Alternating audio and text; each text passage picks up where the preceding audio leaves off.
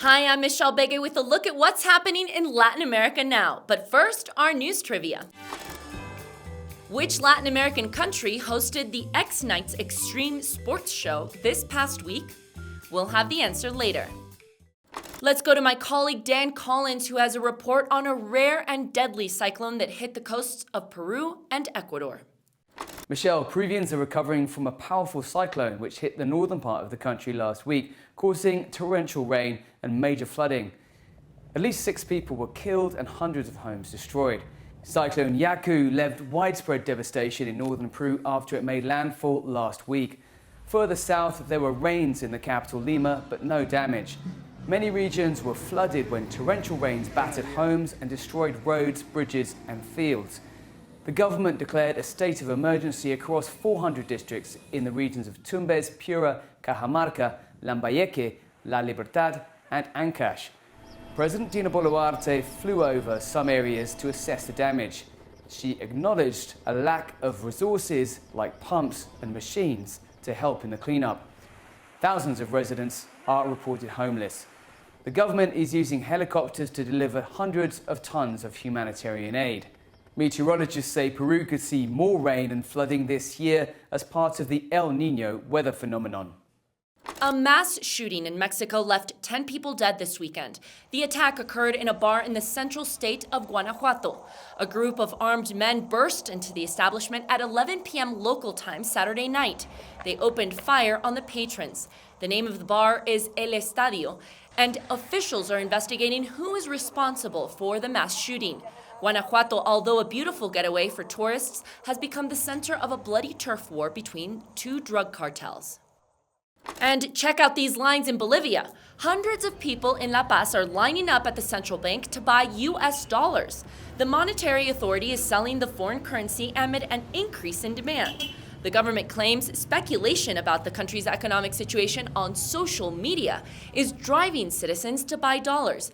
People across Latin America tend to buy dollars when they are worried about a possible economic crisis. Bolivia's foreign currency reserve decreased from 15 billion in 2014 to a little less than 4 billion by December of 2022. Chile's President Gabriel Boric has marked his first year in office. At 36 years old, he's the youngest leader ever to take the helm of the nation. The former student activist rode a wave of optimism initially as he promised to bring social and economic reforms. But his initial attempts to bring change have been met with opposition. And recently, his tax reforms were rejected by Congress. His next challenge will be overseeing the country's attempt to pass a new constitution after the initial draft met with disapproval. And let's take a look at what stories we're following for next week. First, we're following a feud on social media between Colombia's left-wing president, Gustavo Petro, and El Salvador's right-wing president, Nayib Bukele. At the center of the volatile dispute is their approach to fighting crime. Bukele's government has imprisoned tens of thousands of suspected gang members to help stop gang violence. He also constructed a new prison with the capacity to hold 40,000 prisoners. President Gustavo Petro criticized Bukele's iron hand tactics on Twitter. He even compared Bukele's rule to Nazi Germany. Both leaders have personally engaged in writing public messages on social media criticizing each other. Second, we're also following the Red Cross's efforts to draw attention to the plight of migrants. The international organization inaugurated a cemetery in Panama to bury unidentified migrants who died during the treacherous journey across the Darien Gap. Each year, the remains are found of multiple migrants who were attempting to cross the dense, dangerous jungle between Panama and Colombia. And now the answer to our news trivia. The answer is B. Check out these international athletes performing in Costa Rica's national stadium. It's part of the X Nights Extreme Sports Show.